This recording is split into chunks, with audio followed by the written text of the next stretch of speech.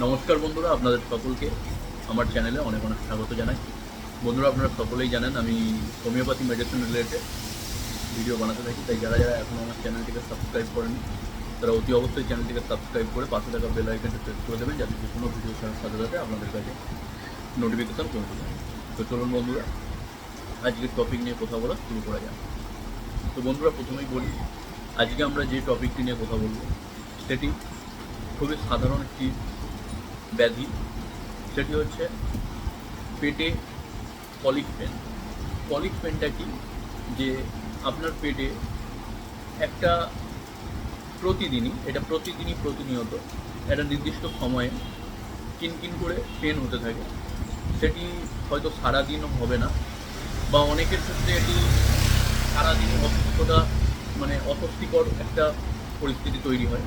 আবার অনেকের ক্ষেত্রে কি হয়, দুপুরে খাওয়া দাওয়ার 2 ঘন্টা পরে বা বিকালের দিকে বা আপনার রাতে যে কোনো একটা নির্দিষ্ট সময়, সেটি দেখবেন একটি নির্দিষ্ট সময় সে পালন করে। সে যদি হয়তো আপনি জানবেন যে দুপুরে খাওয়ার পরেই, আধা ঘন্টা বা 1 ঘন্টা পরেই এটা হবে, বা রাতে খাওয়ার পরে এটা হবে।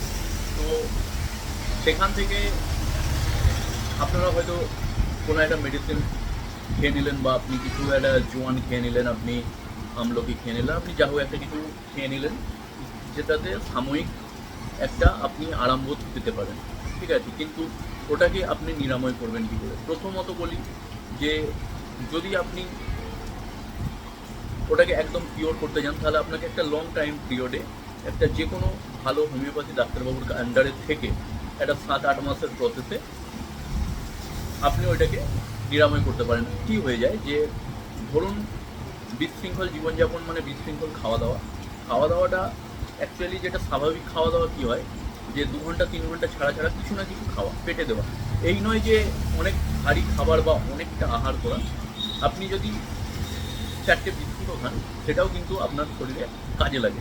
তো সেই ক্ষেত্রে যদি আপনি ওইগুলো না করতে পারেন, তো একটা লং টাইম পিরিয়ড পরে সেটা হচ্ছে প্রবলেম হয়, ঠিক আছে। প্রবলেমটা যখন হয় তখন সমস্যাটা দাঁড়িয়ে যায়, কিন্তু প্রবলেমের পরে আপনারা আবার কী করেন, সেই একই ডিস্টারবেন্সটা আপনারা আবার লক্ষ্য করে থাকেন, কিন্তু সেটা প্রয়োজন নেই, ঠিক আছে। প্রয়োজন হচ্ছে আপনাকে পুরোপুরি, যদি আপনি ওটাকে নিরাময় না করতে পারেন তাহলে ওটা আবার ফিরে ফিরে আসবে, ঠিক আছে। তো ওটার জন্য আপনাকে লং টাইম পিরিয়ড করে ওই সিস্টেমের ওপরে আপনাকে কাজ করতে হবে, ঠিক আছে।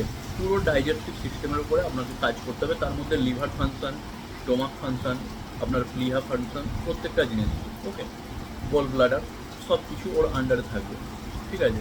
তো অনেকের ক্ষেত্রে হয় কি, আবার ডান দিক বাঁ দিকের সিস্টেম থাকে। তো ওই জন্য বলছি যে আপনি ইউটিউবে নানা রকম ভিডিও পেয়ে যাবেন, বাট আপনার জন্য যেটা পারফেক্ট মেডিসিন হবে সেটা একমাত্র আপনার কেস স্টাডি না নেওয়া ছাড়া কোনো ডাক্তারবাবু আপনাকে পারফেক্ট মেডিসিন দিতে পারবেন না। আপনি এই ভিডিও দেখে কিন্তু আপনার হয়তো রাত্রে ঘুম হয় না, আপনার হয়তো সকালে পায়খানা পরিষ্কার হয় না। তো নানা রকম দিক আছে যেগুলো জিজ্ঞাসা করতে হয় এবং তারপরে মেডিসিন দিতে হয়। তো সেই জায়গা না করে আপনি যদি এই ভিডিওটা দেখে একটা বাজার থেকে মেডিসিন কিনে এনে, যেটা বলবো সেটা কিনে এনে খেয়ে নেন, তাতে হয়তো আপনার খুব একটা কার্যকরী হবে না। তাই অতি অবশ্যই নিকটবর্তী কোনো হোমিওপ্যাথি ডাক্তারবাবুর কাছে যাওয়ার চেষ্টা করবেন, ওকে। তো 2-3টে মেডিসিন যেটা খুবই ভালো কাজ করে, তার মধ্যে একটি হচ্ছে কলোসিন মেডিসিনটা খুবই ভালো, যাদের পেট কিনকিন করে, নানা রকম পেটে কলিক বেদনা হয় তারা। এবং এরপরেও আছে এসবিএল এর 3 নম্বর যে মেডিসিনটা আছে সেটা হচ্ছে বড়ি ফর্মে, বায়োকেমিক ফর্মে থাকে, সেটাও ভালো কাজ করে।